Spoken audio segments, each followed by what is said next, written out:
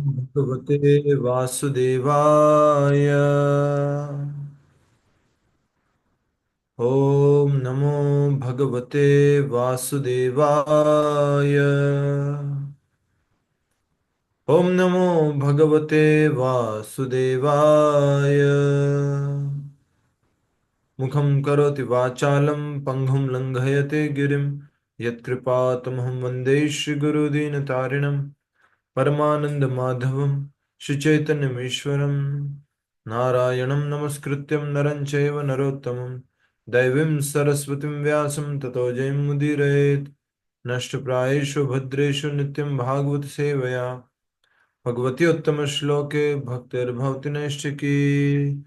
हरे कृष्णा कृष्ण कृष्ण हरे हरे, हरे राम राम राम हरे हरे। हरे कृष्णा। सभी भक्तों का पुनः स्वागत आज के श्रीमद् भागवत कथा रूप कार्यक्रम में। आप सभी लोग इस कथा में आते हैं और उस कारण से ही ये कथा हो पा रही है। जब श्रोतागण हैं तो ही वक्तागण हैं। आज हम भगवान श्री कृष्ण की दिव्य लीला, जिसमें भगवान श्री कृष्ण ने बाल्य रूप में बाल्य रूप में जो पौगंड अवस्था थी, जिसमें हम कह सकते हैं जिनकी उम्र भगवान की कितने वर्ष चल रही थी, 6 वर्ष। 6 वर्ष। उस समय भगवान ने कालिया का मर्दन किया। कालिया को, जो कालिया दह दह का मतलब हमने समझ लिया था, वो झील, उस झील को छोड़ करके कालिया चला गया। उसको भगवान ने कहा कि तुम्हें गरुड़ कुछ भी हानि नहीं पहुंचाएंगे, क्योंकि तुम्हारे सिर पर मेरे चरण चिन्ह हैं। और इस प्रकार तुरंत ही कालिया के प्रभाव से, उस जहर के प्रभाव से पूरी की पूरी झील शुद्ध हो गई, स्वच्छ हो गई। फिर हमने देखा ब्रजवासी वगैरह सब लोग बहुत प्रसन्न हैं, खुश हैं। और आज हम देखने वाले हैं कालिया का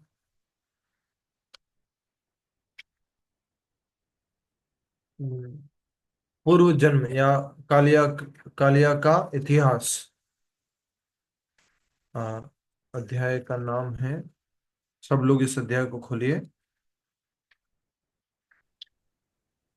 कालिया का इतिहास 10वां इतिहास। कालिया का इतिहास, ठीक है, चैप्टर। धन्यवाद। कालिया का इतिहास 10वां स्कंद है। हमने कालिया मर्दन समझ लिया है और अब हम कालिया का इतिहास समझने जा रहे हैं। हमने ये भी देखा कि विश्वनाथ चक्रवर्ती ठाकुर महाराज कहते हैं, यदि आपको कभी दूर की यात्रा भी करनी हो तो अपने वाहन के रूप में आप मुझे बुला सकते हैं। कालिया ने ऐसा कहा था। तो विश्वनाथ चक्रवर्ती ठाकुर महाराज बताए कि कभी कभी जब कंस को मथुरा आने का कृष्ण को मथुरा आने का आदेश देता है, तो भगवान कालिया पर बैठ करके जाते हैं। ये भी हमने समझा था। अध्याय की संख्या क्या हो जाएगी आज? 70 प्रभु। 70। जी धन्यवाद। तो आप सब लोग इस अध्याय को संख्या दे दीजिए, 70। कालिया का इतिहास छोटा सा ही अध्याय है, हो सकता है आज हम 2 अध्याय करें।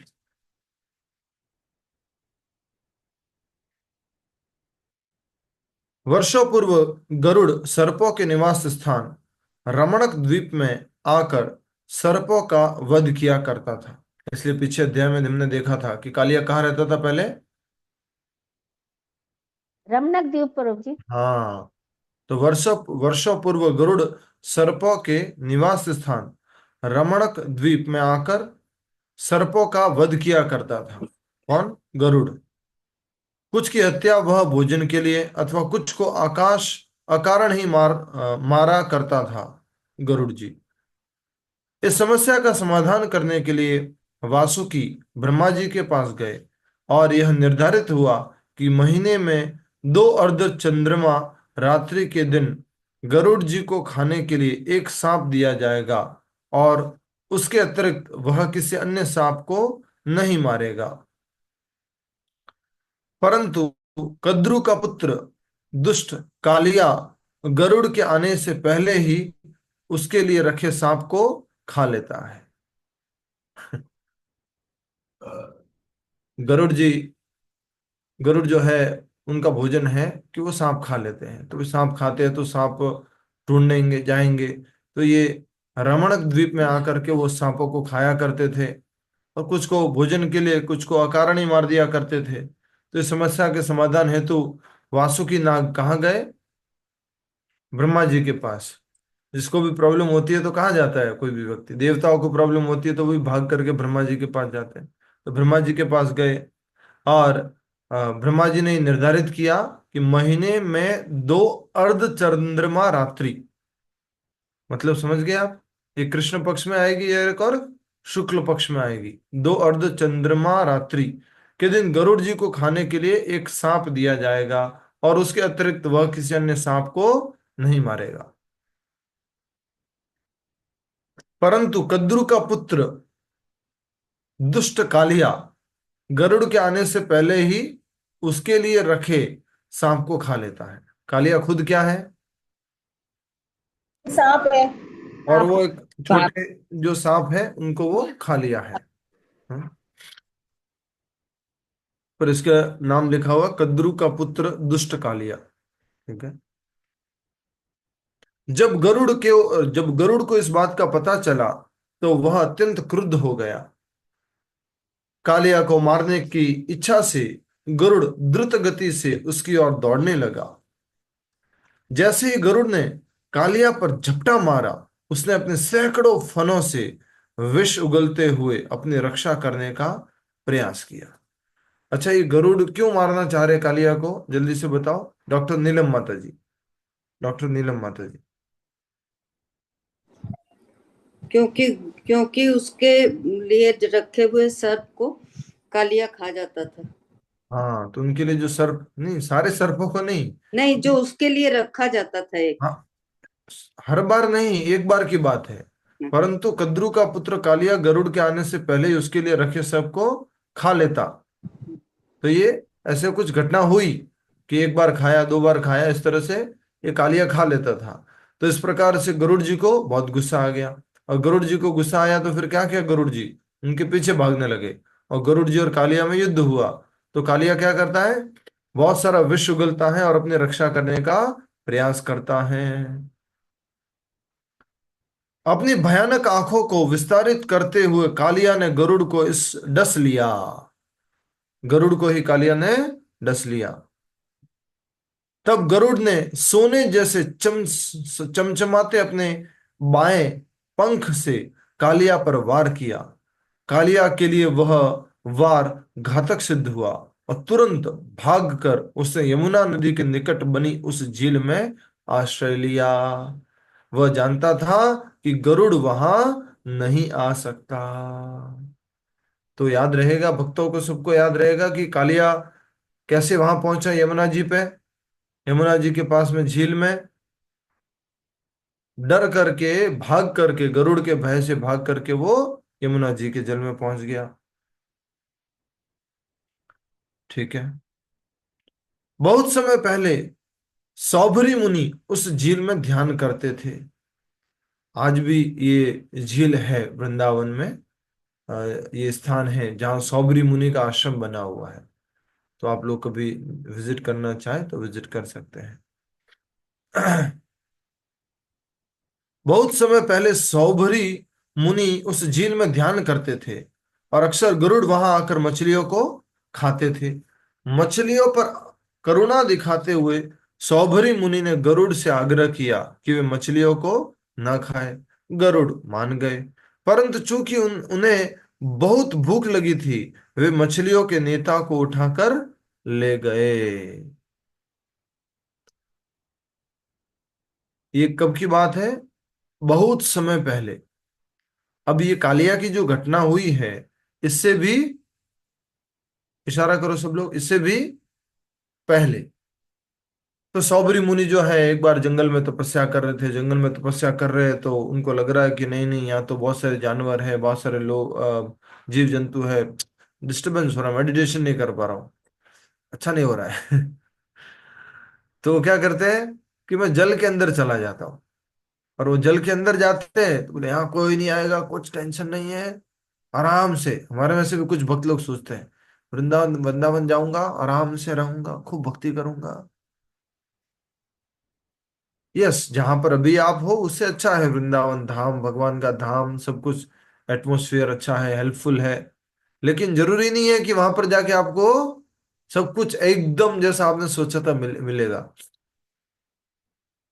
परफेक्ट कंडीशन मिलेगी, ऐसा नहीं है।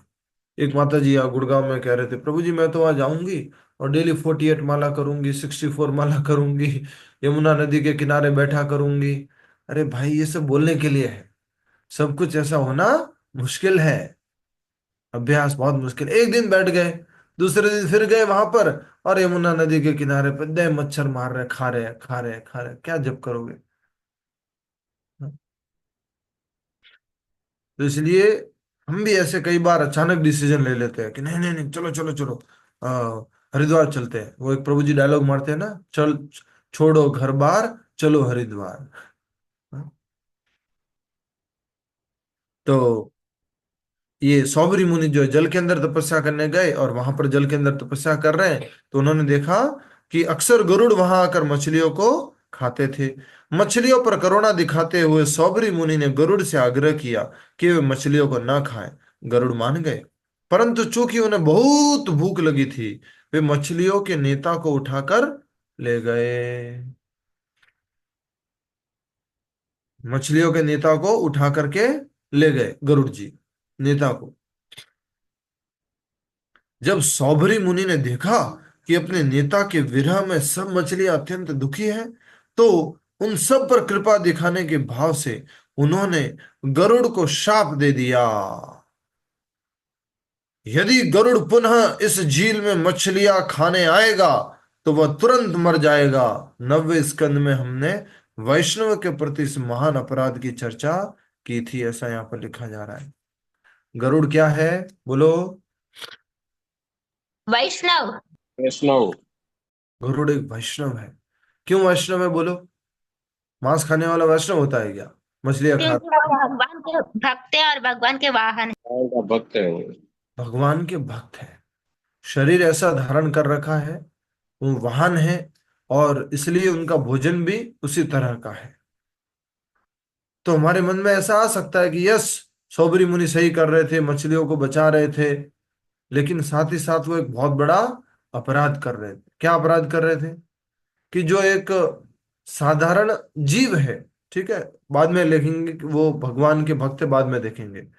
एक जीवन चक्र की जो प्रक्रिया है, जैसे मान लीजिए एक मेंढक को जो है वो सांप खाता है। सांप को कौन खाता है,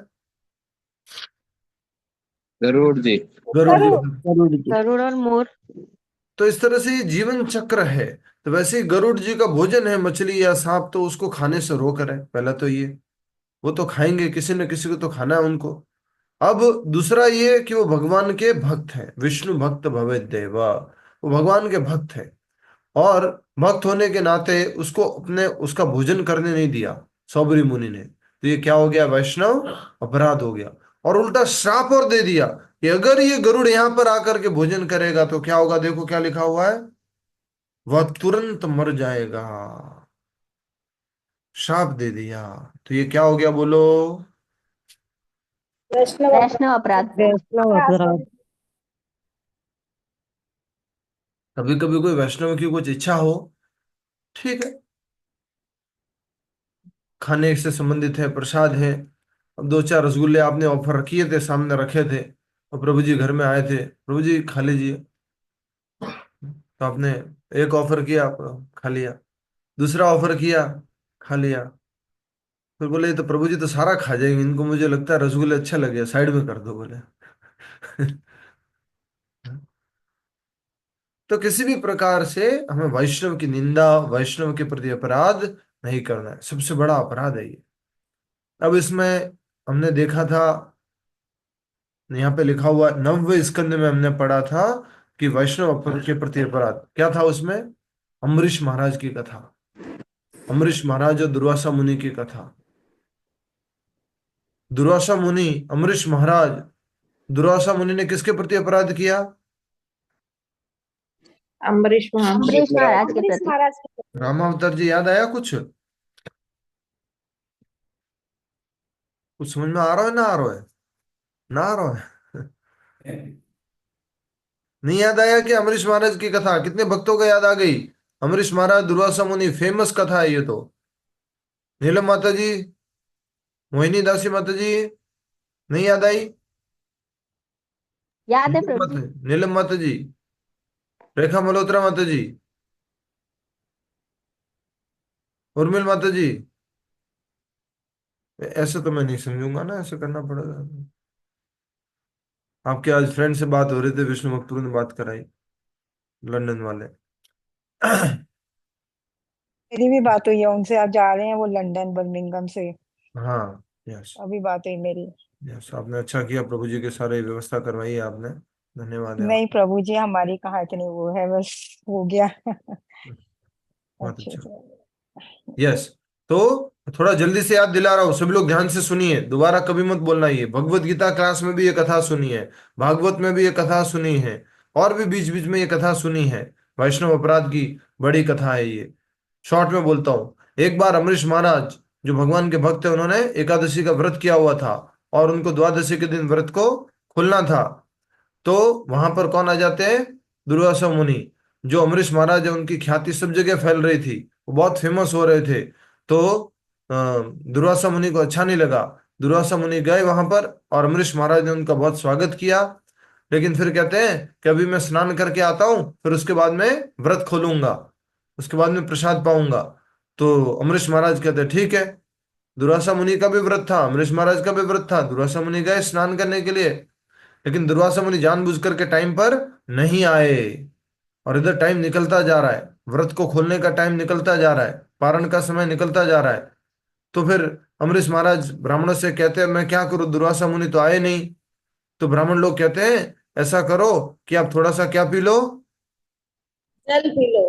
पी लो। हाँ, थोड़ा सा जल पी लो, इससे व्रत भी आपका खुल जाएगा, और दुर्वासा मुनि के प्रति, अतिथि के प्रति कुछ निरादर भी नहीं होगा। तो जैसे ही उन्होंने जल पिया, उधर दुर्वासा मुनि इंतजार कर रहे थे। दुर्वासा मुनि तुरंत पहुंचे वहां पर, गुस्सा करते, अतिथि का सत्कार करना नहीं आता तुमने? मैंने व्रत खोला नहीं, उससे पहले तुमने जो है व्रत खोल लिया। और फिर अपने सिर से बाल निकालते हैं और जमीन पे पटकते हैं, बूम। और वहां से एक राक्षस प्रकट होता है, उसको आदेश देते हैं इस अमरीश महाराज को खत्म कर दो, इस अमरीश को मार दो। और अमरीश महाराज की तरफ वो जैसे ही भागता है, जो दैत्य था वो तुरंत वहां पर क्या आ जाता है? सभी लोग एक साथ बोलो, 1 2 सुदर्शन 3। चक्र। सुदर्शन चक्र। सुदर्शन चक्र आ जाता है। चक्र। सुदर्शन चक्र उस दैत्य को मारता है, और उसके बाद में वो किसके पीछे भागता है? दुर्वासा मुनि के प्रति। दुर्वासा मुनि। पीछे दुर्वासा मुनि आगे भाग रहे हैं, सुदर्शन चक्र पीछे भाग रहा है, जूम। दुर्वासा मुनि शिव जी के पास जाते हैं, ब्रह्मा जी के पास जाते हैं, कोई बचाने को तैयार नहीं, बोले विष्णु जी के पास जाओ। वो भी कहते भैया मैं नहीं बचा सकता, मेरे लिए अपराध किया होता, मेरे को कालिया बोल लिया होता, मेरे को बोल दिया होता तो सोता रहता है, ये तो आराम से लक्ष्मी जी से सेवा लेता रहता है, पड़ा रहता है, बस मैं कोई बात नहीं, माफ कर लेता। लेकिन तुमने मेरे भक्त के प्रति अपराध किया है, इसलिए मैं तुझे माफ नहीं कर सकता। और तब जो है, भगवान कहते हैं अगर मेरा भक्त तुम्हें माफ कर देगा, मेरा भक्त बहुत दयालु होता है, मेरा भक्त बहुत कृपालु होता है, वो तुम्हें माफ कर देंगे तो तुम्हें मैं माफ कर दूंगा, ये सुदर्शन चक्र तुम्हारा कुछ भी नहीं बिगाड़ेगा। तब जो है सुदर्शन चक्र, सॉरी, दुरासा मुनि भागते हुए कहाँ जाते हैं? अमरीश महाराज के पास, उनको दंडवत प्रणाम करते हैं। और अमरीश महाराज जो है उनको, दुर्वासा मुनि को उठाते हैं, और इतनी देर में फिर गले लग जाते हैं। उसमें फिर वो सुदर्शन चक्र चला जाता है। इतने में कितना टाइम निकल गया था? 1 वर्ष प्रभु जी। एक 1 साल। वर्ष प्रभु जी। 1 वर्ष निकल गया था, और इधर अमरीश महाराज ने भोजन नहीं किया था। ये वैष्णव है, परम वैष्णव। बोले अतिथि को भी तो भोजन नहीं कराया। तो प्रभु जी, ये दुर्वासा मुनि ये माता अनसुईया के पुत्र है? वही जी है। जी जी माता जी। हरे कृष्ण। माता अनुसुईया के और शिव जी के पुत्र हैं। शिव जी ने दिए हैं माता अनुसुईया को।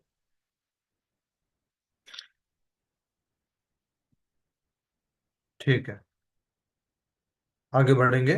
तो ये थी एक वैष्णव अपराध की कथा, जिसमें दुर्वासा मुनि ने अपराध किया था किसके प्रति?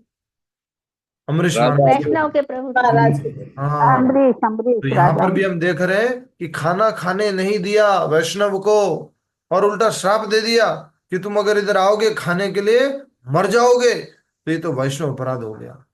कालिया को दंडित करने के बाद कृष्ण जल से बाहर आए। ठीक है, अब वापस तीसरी घटना आ गई है, समझ में आ रहा है आपको? पहली घटना क्या थी, कालिया कहाँ रहता था और कैसे इस झील में आया। दूसरी घटना उससे पहले की, सौबरी मुनि की। अब तीसरी घटना जो अभी भी घटी है, वो क्या है कि कालिया को दंडित करने के बाद कृष्ण जल से बाहर आए। वे पूरी तरह विविध आभूषणों से सजे हुए थे। जैसे ही ग्वाला और गोपियों ने कृष्ण को देखा, वे तुरंत खड़े हो गए, मानो उनके प्राण लौट आए।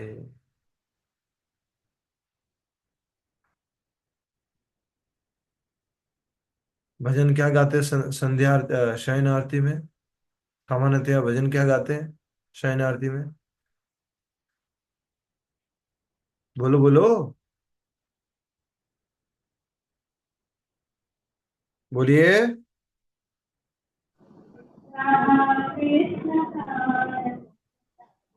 श्री लेखा होता जी, क्या बात है, बहुत बढ़िया। राधा कृष्ण प्राण मोरा, जुगल किशोर। राधा कृष्ण क्या है? मेरे प्राण है। ये जुगल किशोर मेरे प्राण है। इनके बिना मेरा जीवन मरण सब बेकार है। जीवन है मरण गति आर नहीं मोरा, मेरा जीवन और मरण यही गति है, यही मेरा सब कुछ है। तो यहाँ पर ब्रजवासियों का देख सकते हैं, प्राण धन कौन है? कृष्णा। कृष्ण। हमारो प्राण धन श्री राधा, श्री कृष्ण। राधा, श्री राधा, ऐसे भजन है ना। तो वैसे यहाँ पे ब्रजवासियों के प्राण धन है श्री भगवान कृष्ण। तो जैसे ही भगवान वापस आए, तुरंत जो गोप या ग्वाले थे वो सब तुरंत खड़े हो गए, मानो उनके प्राण लौट आए। अत्यंत आनंदित हो वे सब कृष्ण का आलिंगन करने के लिए दौड़े। इतना ही नहीं, यमुना के तट पर विष के प्रभाव से सूख चुके वृक्ष पुनः भरे हरे भरे हो गए। बलराम जी भी दौड़ कर गए और हंसते हंसते अपने भाई को गले से लगा लिया। वे कृष्ण की असीम शक्तियों से भली भांति परिचित थे। बलराम ने कृष्ण को अपनी गोद में बैठाया और निरंतर उनके चेहरे को निहारने लगे। बहुत सुंदर दर्शन है, अगर करा सकते हैं।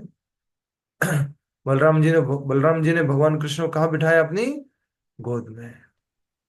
तो ये जो अनंत शेष जी है, वो भी बलराम जी है। भगवान किसके ऊपर सोते हैं? शेष अनंत शेष अनंत जी। शेष जी के हाँ, ऊपर। हमेशा याद रखिएगा, भगवान अनंत शेष जी के ऊपर सोते हैं। यस, हरि बोल। थैंक यू माता जी। तो आ, भगवान अनंत शेष जी के ऊपर सोते हैं। भगवान का जूता भी कौन बनते हैं? अनंत ब- अनंत शेष जी। हाँ, अनंत बलराम जी भगवान का जूता बनते हैं, बलराम जी भगवान का छड़ी बनते हैं। हम जो अ, बलराम जी भगवान की फ्लूट बनते हैं, बलराम जी मृदंगा बनते हैं, बलराम जी सारे शस्त्र बनते हैं। इससे बलराम जी का विस्तार है। ठीक है, आगे बढ़िए। एक बार थोड़ा सा ऐसा सोच के तो देखो, बलराम जी ने भगवान श्री कृष्ण को अपने गोदी में सुलाया हुआ है और उसे निहार रहे हैं। छोटे क्या कर रहा था? सब लोगों को परेशान किया। तेरे तो क्या, आराम से खेल के आ गया तू, मजे कर लिए 1-2 घंटे आराम से पानी के अंदर। इधर लोग परेशान हो गए सारे। तो ऐसे करके बलराम जी बहुत प्रेम से निहार रहे हैं। सब ब्राह्मण मिलकर नंद महाराज के पास आए और कहा, आपका पुत्र कालिया की कुंडली में कसकर जकड़ा हुआ था। भगवान के आशीर्वाद से अब वह सुरक्षित है। किसके आशीर्वाद से? भगवान के भगवान के प्रभु आशीर्वाद। जी। तो ब्रजवासी भाई क्या करे, वो तो एक छोटा सा बालक है, उनके लिए प्यारा सा बालक है। बोले भगवान के आशीर्वाद से सुरक्षित है। अपने पुत्र को निरंतर सुरक्षा को अपने पुत्र की निरंतर सुरक्षा को सुनिश्चित करने के लिए आपको ब्राह्मणों को दान देना चाहिए। तो ब्राह्मण लोग कहते हैं कि ठीक है, आप दान कीजिए, आपके पुत्र हमेशा सुरक्षित रहेंगे। यह सुनकर नंद महाराज ने अत्यंत हर्ष के साथ ब्राह्मणों को गाय और सोना दान में दिया। जब यशोदा मैया ने कृष्ण को अपनी गोद में उठाया तो वे बार बार उनका आलिंगन करते हुए रोती रही। चूंकि सब वृंदावन वासियों को बहुत भूख लगी थी, वे सब थक गए थे, उन्होंने काली यमुना के तट पर ही रात बिताने का निश्चय किया। जब वे रात को सो रहे थे, अचानक सूखे वन में आग लग गई। धीरे धीरे अग्नि उनके निकट आने लगी और उन्हें चारों ओर से घेर लिया। शायद यह अग्नि कालिया के किसी मित्र अथवा कंस के सेवकों द्वारा लगाई गई थी। बहुत शाम हो गई थी, सभी लोग थक गए थे, तो घर वापस नहीं गए। कहां पर रुके? यमुना जी के तट पर। पर यमुना और किनारे। यमुना के तट यमुना। पर पहले क्या हुआ करता था? जंगल। क्या हुआ करता था? जंगल। जंगल। तो जंगल जैसे इसीलिए बोला जाता है, जय राधा माधव कुंज बिहारी। रामावतार जी को और हमारे ओम प्रकाश जी को याद आ रहा है कि डेली श्रीलंका यात्रा में सुबह आरती में पहले ये गाते थे, यमुना तीरा वनचारी। यमुना नदी के किनारे पर क्या चरा रहे? वन में गैया चरा रहे हैं। तो पहले वन हुआ करता था और अचानक उस वन में क्या लग गई है? आग। और सूखा वन था इसलिए आग लग गई है। धीरे धीरे आग जो उनके निकट आने लगी और चारों ओर से उनको घेर दिया है। ऐसा लग रहा है कि कालिया के किसी मित्र या कंस के किसी सेवक ने ये अग्नि लगाई है। आगे बढ़ो। अग्नि के ताप से सब ब्रजवासियों की नींद नींद खुल गई और इस विपदा को आया देख वे रक्षा के लिए कृष्ण को पुकारने लगे। कृष्ण, कृष्ण, समस्त ऐश्वर्यों के स्वामी, हे राम, असीम बल को धारण करने वाले, यह प्रचंड अग्नि हमें निगले जा रही है। हम आपके भक्त हैं, कृपया हमारी रक्षा करें। आपके चरणों के अतिरिक्त हमारा अन्य कोई आश्रय नहीं है। अपने भक्तों के संकट में पड़ा देखकर श्री कृष्ण तुरंत उस भयानक दावाग्नि को पी गए। कितना सिंपल लिखा हुआ है। उस भयानक दावाग्नि को कृष्ण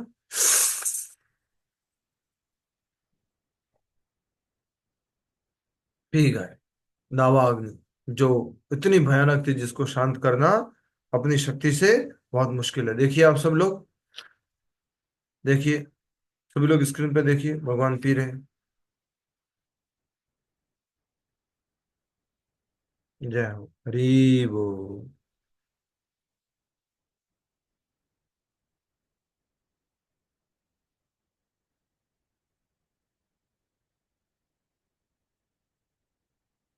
यस।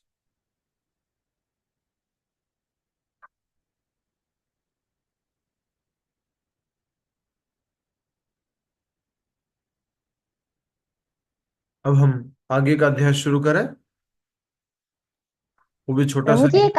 प्रभु जी, जो काली देव मंदिर ये है लीला है प्रभु जी, परिक्रमा मार्ग जहाँ से शुरू होती है प्रभु जी, ये वहीं पर ही है। और जो मैंने आश्रय लिया है प्रभु जी, ये जो मार्ग ये है ना लीला हो रही है, बिल्कुल हमारे आश्रम के सामने ही है प्रभु जी। हम्म। बांके बिहारी जी के 1 किलोमीटर ही दूरी पड़ता है हमारा दाऊ जी की बगीची, उसमें आश्रय लिया हुआ है प्रभु जी मैंने। तो और बिल्कुल हमारे सामने ही है ये प्रभु जी लीला। कालिया से मिलते रहते हैं। बहुत सुंदर है प्रभु जी वहां पे दर्शन कालिया इनका। सुंदर है। ये दर्शन है प्रभु जी वहां के। बहुत सुंदर है प्रभु। हम ठीक तो है, चार ठीक पांच बार 6 बार ठीक है। जाते हैं हरे डेली वहां पे। कृष्णा। अरे यस, इन जनरल कहा जाता है कि कालिया दह लीला वहीं पर हुई थी,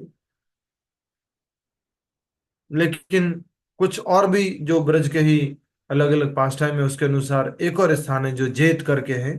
जेत में कहा जाता है कि कालिया की लीला वहां पर भी हुई थी।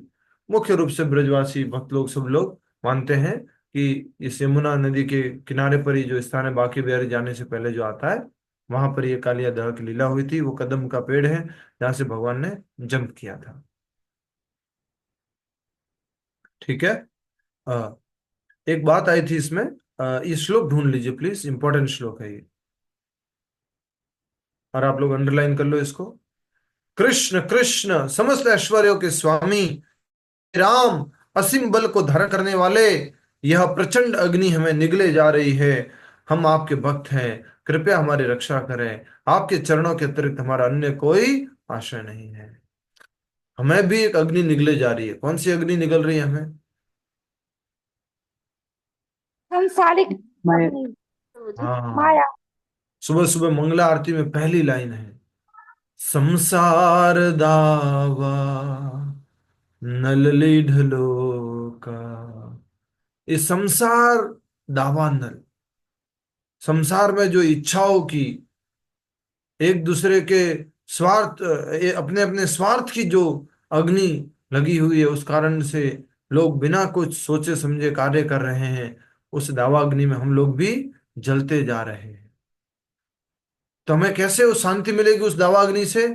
संसार दावा नलली ढलोका, तृणाय कारुण्य घन घनात्वम।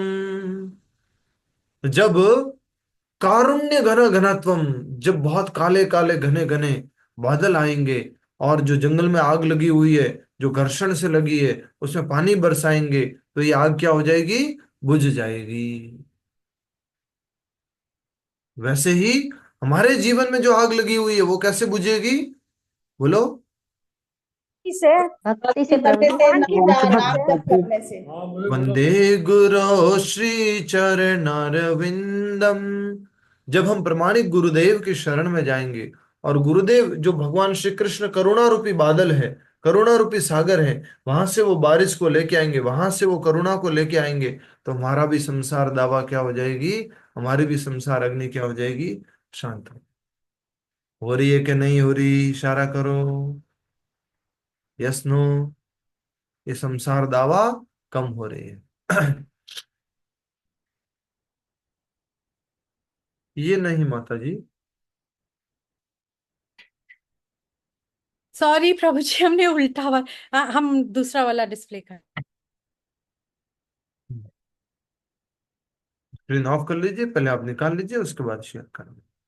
जी। तो हम कह रहे थे हरे कि हमारे हरे जीवन में भी कृष्णा एक प्रभु जी। दावाग्नि लगी हुई है, संसार दावाग्नि। और उस दावाग्नि से हमें कौन शांत कर रहे हैं? प्रभुपाद जी। कैसे शांत हो रही है? एक सिंपल सा फॉर्मूला बताता हूँ। इच्छाएं कम हो गई है कि बढ़ गई है? भौतिक इच्छाएं, कम हो गई भौतिक है प्रभु इच्छाएं जी। बढ़ कम गई है हो कि गई कम हो गई कम है? हो गई कम हो गई प्रभु कम हो गई। सभी लोग इशारा करेंगे, बढ़ गई है तो ऐसे करना है, कम हो गई है तो ऐसे करना है। कम हो रही है प्रभु जी। कुछ कम लोग हो ऐसे कर रहे हैं, मतलब कर तो सही रहे, कम हो रही है फिर बढ़ रही है, फिर कम हो रही है फिर बढ़ रही है।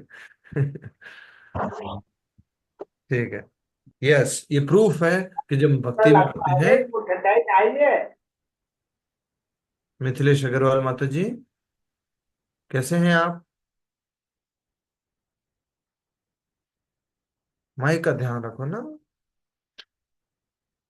तो ये प्रूफ है कि हमारी भौतिक इच्छाएं कम हो जाती है। जैसे पहले पहले क्या था?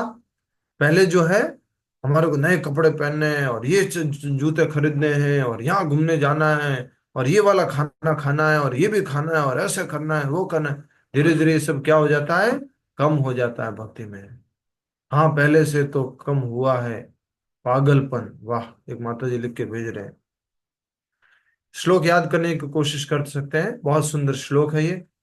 कृष्ण कृष्ण महाभाग, हे राम, हे रामामित विक्रम, हे रामामित विक्रम, एष घोर तमो वहिनस, एष घोर तमो वहिनस, वहिनस, हाँ, वहिनिस, एक एष घोर, एष घोर तमो वहिनिस वहनिश, ऊपर कीजिए, तावकान ग्रसते ही नः, तावकान ग्रहसते ग्रसते ही नः। तो ये बहुत ही सुंदर, कृष्ण कृष्ण महाभागान हे रामामित विक्रमा, एष घोर तमो वहिनस, तावकान ग्रसते ही नः। बहुत सुंदर प्रार्थना है ये, जो यही लिखी हुई है। कृष्ण कृष्ण समस्त ऐश्वर्यों के स्वामी, हे राम असीम बल को धारण करने वाले, विक्रम, हाँ, इस प्रचंड अग्नि से हमें, प्रचंड अग्नि हमें निगले जा रही है। एष घोर तमो वहिनश, हाँ, ग्रसते, निगले जा रही है। हम आपके भक्त हैं, कृपया हमारी रक्षा करें। आपके चरण कमलों, आपके चरणों के अतिरिक्त हमारा अन्य कोई आश्रय नहीं है, कोई आश्रय नहीं। आपके चरण कमल ही मात्र हमारे आश्रय हैं। धन्यवाद। ये अल्पा माता जी कुछ पूछ रहे थे, फिर हम आगे का अध्याय कर लेते हैं।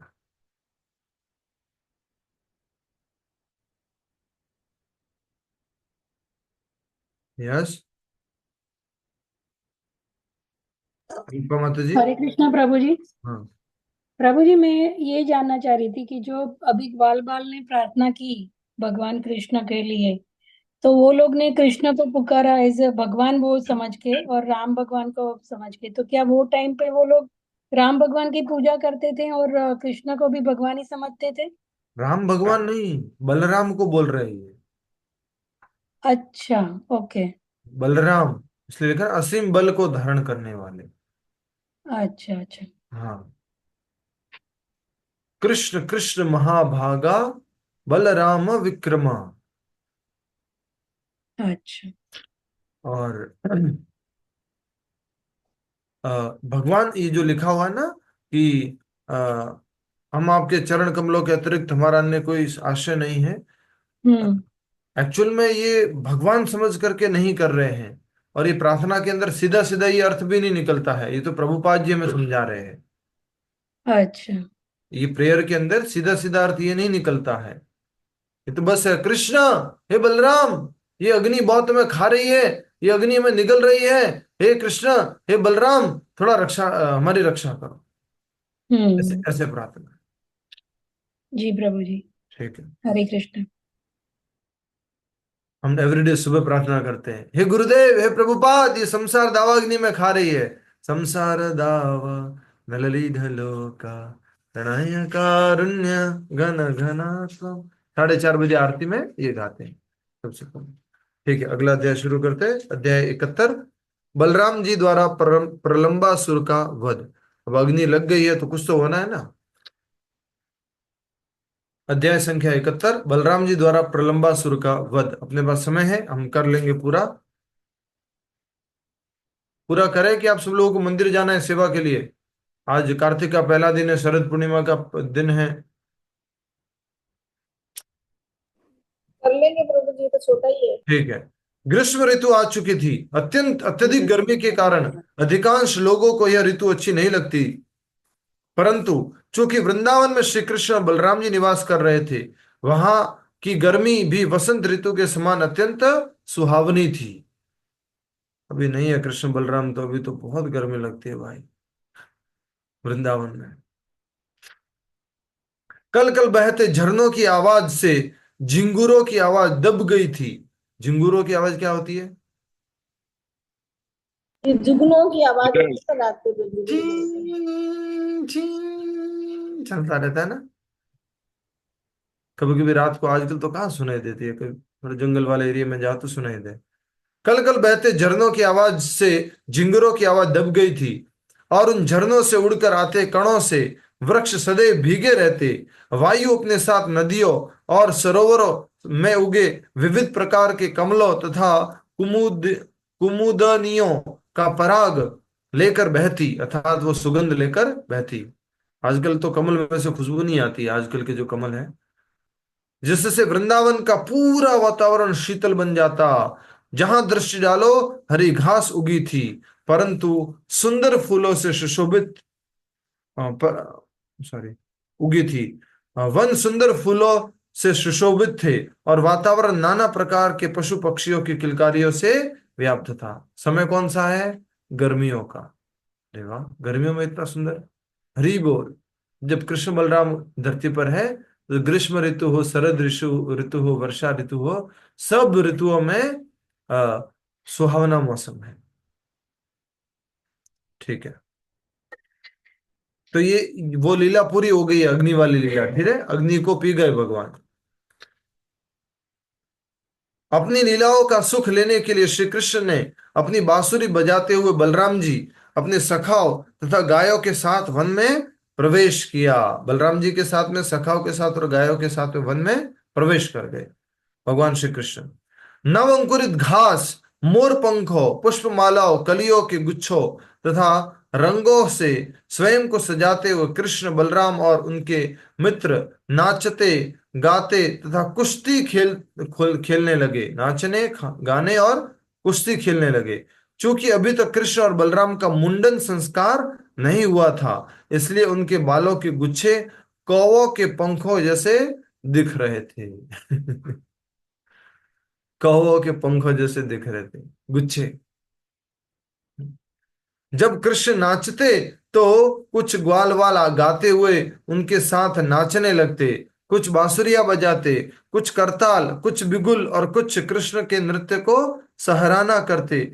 देवता भी ग्वाल वालों का वेश बदल कर आते और कृष्ण का यशोगान करते। ये देखिए, भगवान श्री कृष्ण नृत्य कर रहे हैं, देवता भी आकर के कृष्ण का यशोगान कर रहे हैं।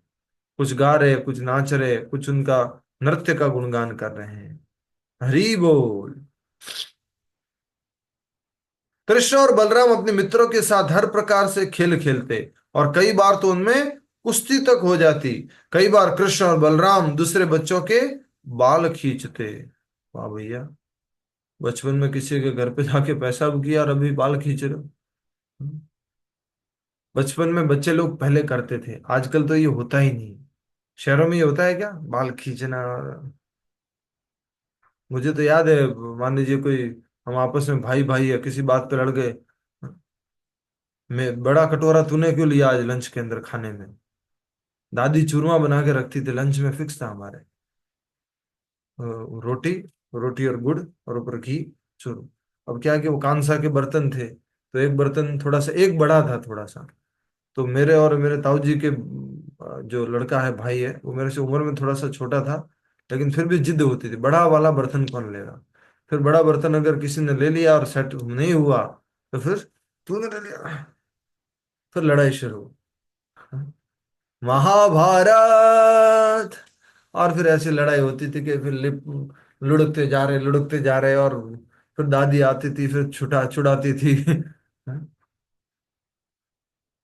कभी कभी। पहले तो यही प्रसाद होता था प्रभु जी। अब कहाँ ऐसा 17 साल 20 साल करो तो भी आदमी को मन पूरा भरता नहीं है। हाँ, छाछ रोटी, दूध रोटी, सब मक्खन, ठंडी अभी रोटी। इतना खाते हैं तो भी बोले विटामिन डी की कमी है, हाँ, कोई B12 की सब कमी है, कोई तकलीफ। कैल्शियम की कमी है, बोले घुटनों में रोग है। अरे भाई। नहीं प्रभु जी, सुबह रोज चूरमा और दूध मिलता था पहले तो। तो ठीक है, कभी कभी भाई अपनी बहन के बाल पकड़ लेता था, मुझे बोलना तो नहीं चाहिए, ठीक है। तो और कभी कभी बहन अपने भाई के बाल पकड़ लेते थे, तो ये सब यहाँ पर बात हो रही है, भगवान श्री कृष्ण फिर कभी कभी बाल पकड़ लेते थे। हाँ, कहाँ पर था?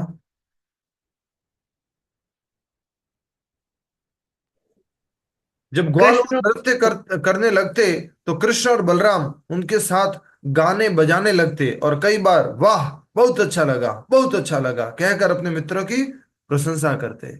आजकल लोग ठाके नहीं मारते कवि सम्मेलन वगैरह में, वाह वाह क्या बात है, क्या बात है। तो ऑलरेडी पहले से ही चल रहा था सिस्टम। कई बार ग्वाल वाल बिल्व तथा कुंभ फल के साथ खेलते। कई बार वे लुका छिपी तथा आंखों पर पट्टी बांधने का खेल खेलते और कई बार पशु एवं पक्षियों की नकल करते। वे बालक अनेक प्रकार से खेल खेलते। वे हवा में कोई फल उछालते और फिर दूसरे फल से निशाना साधकर उसे मारने का प्रयास करते। वाह भैया, किसने किया बचपन में, ये बताओ। फल की जगह पत्थर से तो मैंने किया है, फल तो नहीं किया, पत्थर किया है। एक पत्थर उछाला और दूसरे घूम। तो भगवान देखो बढ़िया बढ़िया लीला कर रहे हैं, क्या बाल्य लीला है।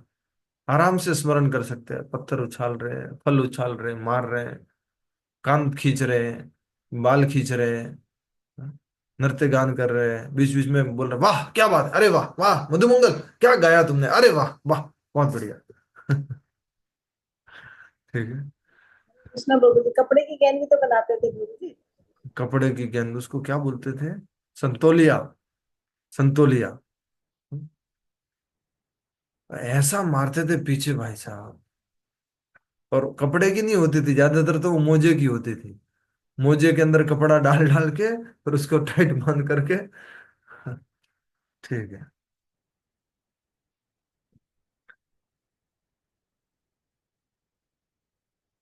वे हवा में कोई फल उछालते और फिर दूसरे फल से निशाना साध कर उसे मारने का प्रयास करते। वे आंखों पर पट्टी बंधे बच्चे के पास जाते और उसकी आंखों पर अपनी हथेली रखते। फिर केवल उस बालक के हाथों का स्पर्श करके उसे अनुमान लगाना होता कि वह कौन है। इस प्रकार वे खेलों में इस प्रकार के खेलों में वे बच्चे एक दूसरे को बांसुरी तथा लाठी के पुरस्कार दिया करते। वाह भैया, हरि बोल। एक दिन इस प्रकार गायों को चराते समय उनके दल में प्रलंब नामक एक असुर प्रवेश कर गया। उसने उस ग्वाले का रूप धारण किया जो उस दिन किसी कारणवश वन में नहीं आ पाया। कितना भयानक राक्षस था, उसको मालूम है कौन नहीं आया, और उसका रूप भी धारण कर लिया। कृष्ण को समझते देर नहीं लगी, परंतु अनजान बनते हुए उन्होंने उसके साथ ऐसा व्यवहार किया मानो कुछ जानते ही न हो, और साथ ही उसे मारने की योजना बना ली। तब कृष्ण ने अपने सब मित्रों को बुलाते हुए कहा, चलो आओ एक खेल खेले। सब लोग दो समान दलों में बट जाओ, आधा इधर हो जाओ आधा इधर हो जाओ। बच्चों ने कृष्ण और बलराम को अपने दलों का नेता चुना। एक दल का नेता कृष्ण और एक बल के नेता बलराम जी। कुछ बच्चे कृष्ण के दल में और कुछ बलराम के दल में आ गए। दोनों दलों के बीच खेल आरंभ हो गया। तय हुआ कि हारने वाले दल के बच्चे जीते दल के बच्चों को अपनी पीठ पर उठाएगा। जो हारेंगे वो जीते हुए दल के बच्चों को अपनी पीठ पर उठाएंगे, पिट्ठू। ठीक है, पिट्ठू बनेंगे। आगे बढ़ते हैं। वाह भैया, बढ़िया लीला है ये तो। गाय चराते तथा एक दूसरे को उठाते हुए वे सब बच्चे बरगद के एक विशाल वृक्ष के पास पहुंचे। भांडिरक नामक यह वृक्ष इतना विशाल था कि प्रतीत होता था मानो किसी ने धरती पर बादल रख दिया हो। इतना बड़ा विशाल ये वृक्ष था, धरती पर मानो कोई बादल रख दिया हो। अंततः जब बलराम का दल जीत गया तो कृष्ण और उसके मित्रों को उन्हें अपनी पीठ पर उठाने की बारी आई। कौन जीत गया? बलराम जी का दल जीत गया। उठाना किसको है? कृष्ण को। बलराम जी भारी, बलराम जी बड़े, अब कृष्ण को उठाना है। कृष्ण ने श्रीदामा को, भद्रसेन ने वृषभ को और प्रलंब ने बलराम को। ये प्रलंब कौन है? सुर पर लंबा सुर प्रभु जी। राक्षस। प्रलंबासुर। वो रूप धारण करके आए ग्वाले का, जो उस दिन नहीं आया था। प्रलंब जानता था कि उसके लिए कृष्ण को जीतना कठिन होगा। अभी रुको, बताइए क्या दर्शन है। अभी आएगा, टाइम आएगा, अभी रुको। ये प्रलंब राक्षस है, तो अभी अभी रहने दो, स्क्रीन पर रहने दो। प्रलंब जानता था उसके लिए कृष्ण को जीतना कठिन होगा, इसलिए उसने पहले से ही कृष्ण के दल का चुनाव किया। अब मौका मिलते ही उसने तुरंत बलराम को अपनी पीठ पर लिया और तेजी से कहीं दूर निकल गया। परंतु बलराम जी सुमेरु पर्वत के समान इतने भारी हो गए कि उस असुर को अपनी गति धीमी करने के लिए बाध्य होना पड़ा। अंततः प्रलंबासुर अपने असली विकराल रूप में आ गया। वह एक विशाल बादल के समान दिख रहा था, जिसके शरीर पर सजे सोने के आभूषण बिजली के समान चमक रहे थे और जिसके बीचों बीच चंद्रमा भगवान बलराम अत्यंत सुंदर दिख रहे थे। बलराम जी को चंद्रमा के रूप में बोला है, सोने के आभूषण पहने चमक रहे हैं, लेकिन बैठे हुए कौन? बलराम जी, तो चंद्रमा के समान चमक रहे हैं। उसके अग्नि के समान ज्वालायमान नेत्रों, तप्त तांबे के समान बालों तथा भयावह दांतों को देखकर ऐसा लगा मानो बलराम जी भी थोड़े भयभीत हो गए हो। और बलराम जी भी थोड़े भयभीत हो गए। एक क्षण में पूरी स्थिति का मु, मु, मुआय मुया एक क्षण में पूरी स्थिति का मुआयना करके बलराम जी ने क्रोधपूर्वक अपनी कठोर मुट्ठी से उस असुर के सिर पर एक कड़ा प्रहार किया। देख सकते हैं स्क्रीन पे आप, बम। उसके मुंह पर एक, सिर पे एक जोर से घुसा मार दिया, मुट्ठी मार दी। प्रलंब का सिर फट गया और वह अपने मुंह से खून की उल्टी करने लगा। अचेत हो वह एक भयंकर ध्वनि करता हुआ भूमि पर उसी प्रकार गिर पड़ा मानो देवराज इंद्र के वज्रपात से कोई पर्वत खंडित होकर गिर पड़ा हो। बलराम जी द्वारा उस भयानक असुर के वध को देखकर सब बालक आश्चर्यचकित रह गए और जय हो का घोष करने लगे। बलराम जी की प्रशंसा करते हुए उन्होंने फूलों की माला पहनाई उन्होंने उन्हें फूलों की माला पहनाई और उन्हें स्नेह पूर्वक गले से लगा लिया। अत्यंत हर्षित होकर देवतागण भी बलराम जी की बहादुरी का गुणगान करते हुए फूलों की वर्षा करने लगे। दाऊद जी के भैया कृष्ण कन्हैया, दाऊद जी का भैया कृष्ण कन्हैया। ये बहुत ही सुंदर लीला हुई है, प्रलंबासुर का वध आप सब लोग देख सकते हैं। एक गुस्सा मारने से मार दिया। एक और अवतार में भगवान ने एक गुस्सा ही मारा था, गुस्सा भी नहीं, थप्पड़। कौन सा अवतार था बोलो? एक थप्पड़ मारा था। वराह अवतार में एक थप्पड़ जोर से दमा, फैक, खत्म, हिरण्याक्ष खत्म। ये भगवान की अद्वितीय शक्ति है। बलराम जी ने प्रलंबासुर का वध कर दिया है। और इस प्रकार आज की श्रीमद् भागवत कथा रूप समाप्त होती है। आप सबसे आग्रह है, निवेदन है कि कार्तिक महीना आज से शुरू हो गया है। सुबह सुबह आप कोशिश करें। सभी भक्तों से मैं निवेदन करता हूं कि आप सुबह सुबह जल्दी उठें ब्रह्म मुहूर्त में और मंगला आरती करें। तो घर पे अगर कर पाते मंगला आरती बहुत अच्छा है, अराउंड 4:30। नहीं तो आप वृंदावन चंद्रोदय मंदिर का लाइव लगा करके आप मंगला आरती कर सकते हैं उसके साथ में। फिर आप अपना माला जप करें और आप कार्तिक के इस विशेष मास में शाम को प्रतिदिन भगवान श्री कृष्ण को दीपदान करें अर्थात दीप अर्पण करें और दामोदर अष्टकम का पाठ करें। और आप चाहो तो अपनी कुछ वस्तुओं को त्याग सकते हो, जैसे आपकी व्रत करने की क्षमता। बट एटलीस्ट चातुर्मास का ये चौथा महीना है तो उड़द की दाल को तो नहीं लेना है। बाकी आप दूध लेना आज से शुरू कर सकते हैं। जो दूध पिछले एक महीने से बंद था वो आज से शुरू कर सकते हैं। और प्रभु जी, वो आज के व्रत का क्या टाइमिंग वगैरह है, कब खोलने का कुछ आइडिया नहीं है हमको। आज व्रत नहीं है ना माता जी? नहीं, अब प्रभु जी जो पूर्णिमा का है ना, पूर्णिमा का व्रत करते हैं वो उसका कोई टाइम नहीं है माता जी। पूर्णिमा का व्रत है तो आप चांद चंद्रमा को देख करके खोल देना। हरे कृष्ण। हरे कृष्ण। ठीक है, तो आप सबसे आशा है और मुझे याद दिला दीजिए अगर मैं शेयर नहीं कर पाया तो। आ, आ, एक तो प्रसाद मंत्र भेजना था, वो अच्छे से फिर से मुझे याद दिलाना। और एक दामोदर अष्टकम भेज देता हूँ, उसका ऑडियो फाइल भी भेज देता हूँ, वीडियो फाइल भी भेज देता हूँ, तो आप सब लोग याद कर सकते हैं। और बहुत सुंदर तरीके से गाया जाता है इसको।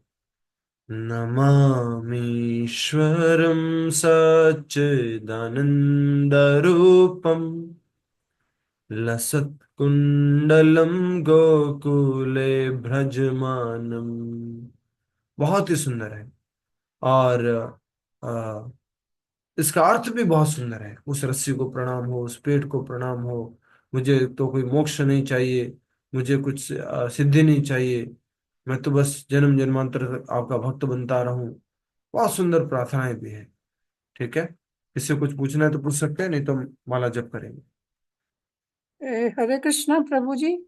हमारे जो माता जी थी सासू माँ, ये पूरा महीना 12वें अध्याय का सुबह वो हवन करते थे, क्योंकि वो एक भक्ति और सिर्फ 20 श्लोक होते हैं तो जल्दी जल्दी हो जाता है, और पूरा ये महीना हम करते हैं, तभी से हम कर रहे हैं, तो हम आपको बताना चाहते थे। बहुत बढ़िया, बहुत बढ़िया।